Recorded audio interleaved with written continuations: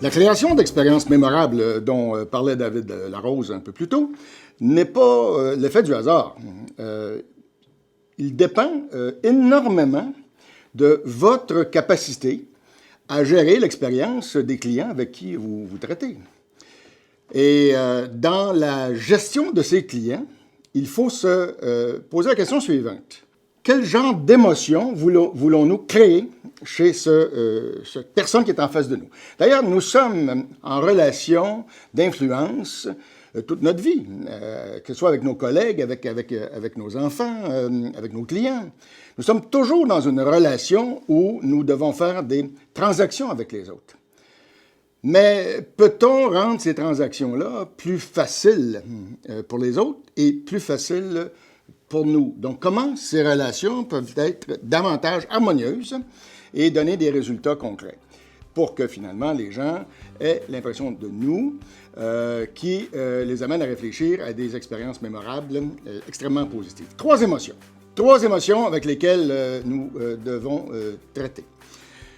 La première émotion, le plaisir, le sentiment de plaisir. Si nous arrivons à créer chez les autres un sentiment de plaisir, nous allons augmenter le niveau d'adhérence que ces gens-là auront envers nous.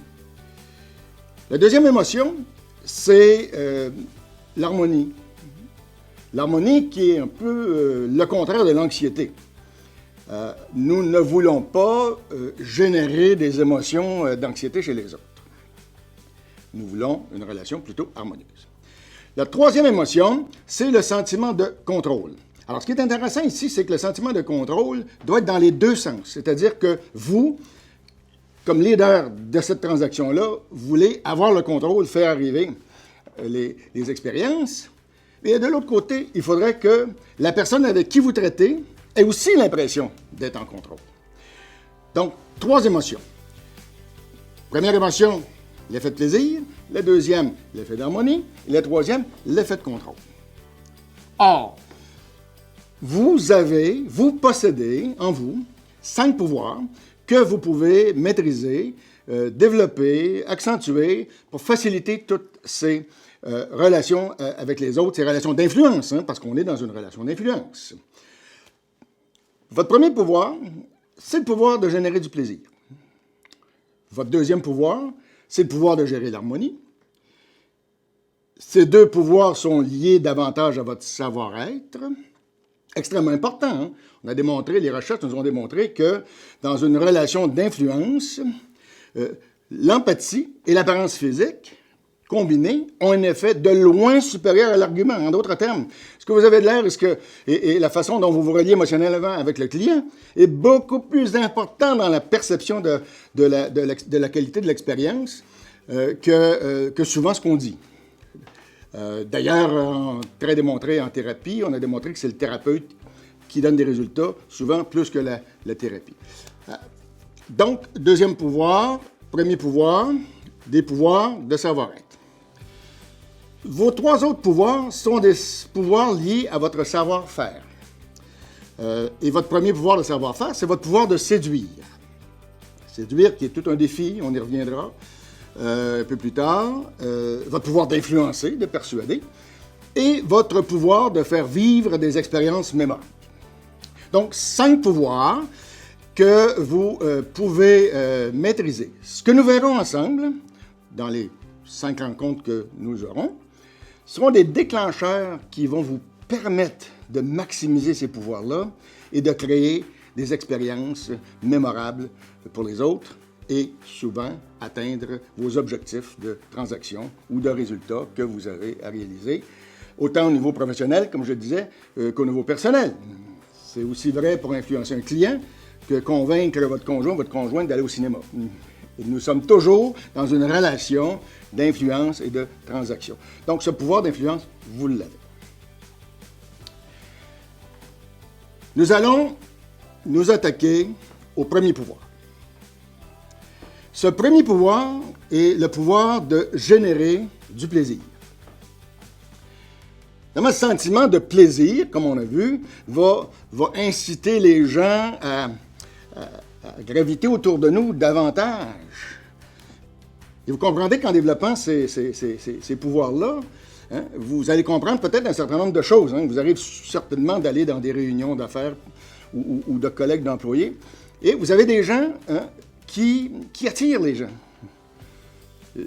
Et là, vous vous demandez, bien, pourquoi moi je les attire pas? Pourquoi ils ne viennent pas vers moi et ils vont vers eux? Qu'est-ce que cette personne-là a que moi je n'ai pas? Donc, voyons-les, ces premiers déclencheurs de votre premier pouvoir. Et là, je vais vous surprendre, parce que je vous amène sur un terrain qui va peut-être être un petit peu étrange pour vous. Votre premier pouvoir, votre premier devoir, votre premier déclencheur, si vous voulez, de ce premier pouvoir, c'est de choisir d'être heureux. Curieux. Voltaire avait dit, moi j'ai choisi d'être heureux parce que c'est bon pour la santé. Plus sérieusement, les recherches dans le domaine de la psychologie, les recherches au niveau du bonheur, ont démontré que finalement le bonheur, ce n'était pas un objectif. C'est-à-dire tous les gens qui se donnent l'objectif du bonheur, quand je terminerai mes études, quand j'aurai une promotion, quand j'aurai une piscine, quand mes enfants partiront de la maison, tous ces gens-là vivent sous l'anxiété d'un bonheur possible. Or, le bonheur, ce n'est pas un objectif, mais c'est plutôt une décision et un choix. Et à partir du moment où on choisit dans la vie d'être heureux, ça change complètement la nature des relations que nous avons avec les autres. Et avec les autres et avec les événements. Quand ces gens-là sont autour de nous, quand ces événements se présentent et que nous avons intérieurement décidé d'être heureux, ben les chances sont que nous allons créer un effet magnétique chez les autres et c'est ce que l'on veut vraiment créer. Votre deuxième déclencheur de ce premier pouvoir, c'est votre capacité d'inspirer les autres. Alors réfléchissons un peu. Inciter les autres, inspirer les autres. Qui nous inspire? Ben, commençons par penser d'abord que les gens positifs vont nous inspirer davantage que les gens négatifs. Il y a des gens dans la vie qui vont toujours vous expliquer pourquoi ça ne fonctionnerait pas. Alors que les gens positifs sont des gens qui ont toujours une solution, qui inspirent et qu'on a envie de suivre. Alors, si on demandait aux gens autour de vous, dans votre entourage, êtes-vous une personne positive ou négative? Alors, il y a matière à réflexion en se souvenant qu'on inspire les gens en étant surtout positif.